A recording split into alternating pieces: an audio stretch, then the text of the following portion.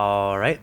Hey YouTube, I'm Lucky, and today I'm bringing you my predictions for the world's first Deep Stone Crypt raid. So what I'm going to do is I'm going to cover a variety of different topics, and I'm going to give you what I think is going to happen for the Deep Stone Crypt raid. And I'm posting this video before the raid comes out, so if I'm completely wrong, then well, I'm wrong, and you can all laugh at me. But if I'm right, then you have to respect that I have Nostradamus-like powers, okay? So let's start here first.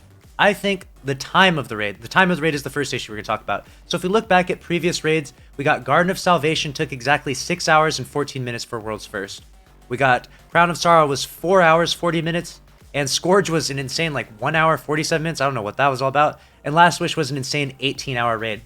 Now, given that we've got contest modifier on, and we have, everyone is going to be comfortably 1230 with a variety of different builds, and the fact that we have these mods on our armor, like we can have Protective Light, Global Reach, Powerful Friends, Warmind's Protection, Shield Break Charge, all kinds of crazy seasonal mods on our armor, I'm thinking that the raid is probably going to end a little bit faster than we expect. I know that these raids, usually the September raid, well now it's November, but the September raid is meant to be like a big raid, a big chunky boy raid, and it's meant to be a lot tougher than, like, for example, Crown of Sorrow. So it should probably be a little bit bigger than Crown of Sorrow, but for some reason I have in my mind it's probably going to be between 3 to 8 hours in time. That's my time range. I'm going to give 3 to 8 hours. I don't know if that's fair. If I have to, I'll dwindle it down. Maybe 3 to 6 hours would be the time I'd give.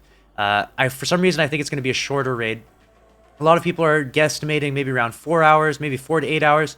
For some reason, I'm thinking that it's going to be beaten somewhere between the 3 hour to 6 hour range. And I know 3 hours sounds really, really fast, but with all these mods and with all these different builds available to everyone and so many more people able to compete in this raid race than before, I think it's going to end a lot faster than we think, because so many other people are going to be able to watch live streams and get information from other people that they're going to there's going to be so many more teams that are going to be able to progress further into the encounters. So I'm thinking for some reason like the 3 to 6 hour range is the go-to range in my opinion, but I could be wrong, and you can come back to this video and laugh at me if I'm totally wrong and it's a Last Wish 19-hour raid and it's just insane. But that's my prediction for the time it's going to take to beat this raid. Now, Redeem did confirm that they're going in with 6 Warlocks, and a lot of teams are going to be having a majority of Warlocks. In fact, me and my team, we changed our team composition, and we went with 4 Warlocks, 1 Hunter, 1 Titan, but we'll see which team gets Worlds First and what their team composition is. My estimation would be that, at the very minimum, the team that gets Worlds First will have 4 Warlocks. If the team that gets Worlds First doesn't have 4 Warlocks,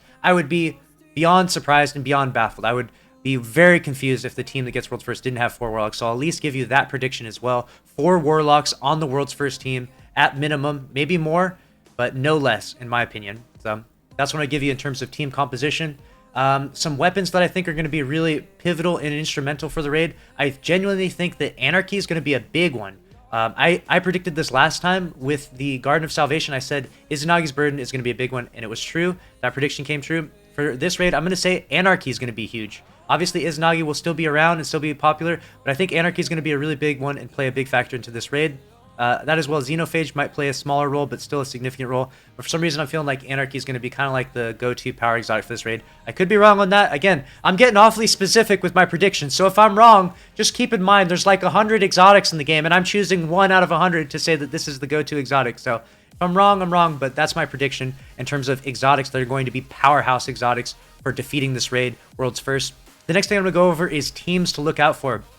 Now, obviously, I'm going to exclude my own team because it would be very self-serving for me to be like, yeah, my team's going to get #1 for sure. Like, obviously, I'm going to exclude my team from this talk, but teams to look out for some reason, because I think it's going to be a shorter raid, I really think that Tier 1 is going to be a team to look out for. Giggs is an amazing player, PvE, PvP, everything. He's talented at everything. Him and his team got the Scourge of the past World's First, that like almost speed run World's First was like a minute and 47 or an hour and 47 minutes, right? They got that one, and so if this raid is a short raid, as I've predicted, I really think that Tier 1 is going to stand a great chance. Clearly, they are really good at running through raids fast, so if it's a shorter, faster, speedier raid, then I would give a good advantage to Tier 1. Obviously, there's Dado's team. I mentioned I did a whole entire video talking about Dado, his team. He always has a solid team. He stands a good chance at getting in the World's First contention, but we'll see. I for some reason, I would give an edge to Tier 1 in this. I feel like Tier 1 will either get World's First, get close to World's First, or at least be top 10. Dado's team, I would be a little more iffy on. Maybe they'll get top 10, but they'll definitely finish it top 100, top 20 probably. That'd be my prediction for Dado and his team. Other teams to mention is Team Redeem. Now, Redeem is a very talented team. They have such good like roster across the board, and they have so many world's first titles. But in my opinion, this isn't to shit on them or to put them down at all, because they're very good and very cool dudes. I'm cool with all of them. But they kind of won a lot of those world's first titles back in the days when the world's first competition was more like a backyard competition. You know, now with contest modifier on, it's a lot more difficult, I think. I think there's a lot more steep competition, and I feel like we've seen Team Redeem sort of slip down in the below top 10 range a little too often, so I'm kind of iffy about them. Hopefully they prove me wrong. Hopefully Team Redeem proves me wrong, and maybe they take home this world's first title. I know it would feel so good for them if they took home this world's first. That'd be like their 6th world's first as a team.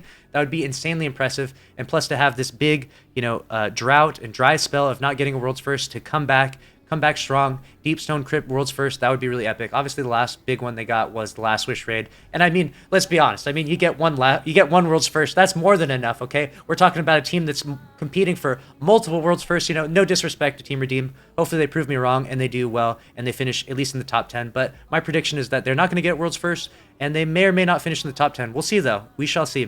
So those are the 3 big teams that I'm going to mention. 2 others that I'm going to mention, so this video isn't too lengthy, is I want to mention Esoteric. His team was really good. I think it was him and Carolina Gamer that ended up getting first on Crown of Sorrow. Esoteric is a beast player. I don't know if you've ever seen some Esoteric YouTube videos, but this guy's insane. He's soloing these Grandmaster Nightfalls, and these things are hard. Like, I'm in there with the fire team of 3 and I'm struggling, and he's out there soloing them. Like, Esoteric on your team is like cheating, okay? It's like having a fire team of 7 on your team. He's so good. I mean, having Esoteric on your team is like an unfair advantage. So definitely look out for Esoteric's team. I have a good feeling that they will either potentially get world's first or they'll finish top 10. A big shout out to Esoteric and his team, because those guys are going to be a team for contention for world's first. And the last one that I'll mention, so this doesn't ramble on too far, is Fam the Banana. Fam the Banana, I believe he's on Team Redeem number 2. Another scary player to look out for. Fam the Banana is, I think he's been to the boss room first in a bunch of the most recent raids. So he's only just choked because he didn't get the boss killed first. So keep that in mind. Fam the Banana, that's one to look out for. He might get world's first this time. If not, I imagine he'd probably finish top 10. So those are the teams. Those are the people to look out for. If I missed anyone, if I missed any big names, let me know in the comments below. I don't think I mentioned Slayerage because I think he's on Dado's team, but he's also in the mix with all of that. Let me know in the comments below who you're rooting for world's first, who you think's going to get it, and if I completely missed some big names out there, people that are constant top contenders for world's first, let me know. Words are hard. I don't know why I slipped there, but let me know in the comments below, and make sure to subscribe if you enjoyed this video, and enjoy the world's first race. It's going to be epic. I'm going to be in there with my team, live stream it, so if you want to watch that, there's that, and when it's done, I'll make some tutorials on how to beat each raid encounter. So that's a wrap on this video. I'll see you in the next one. Later.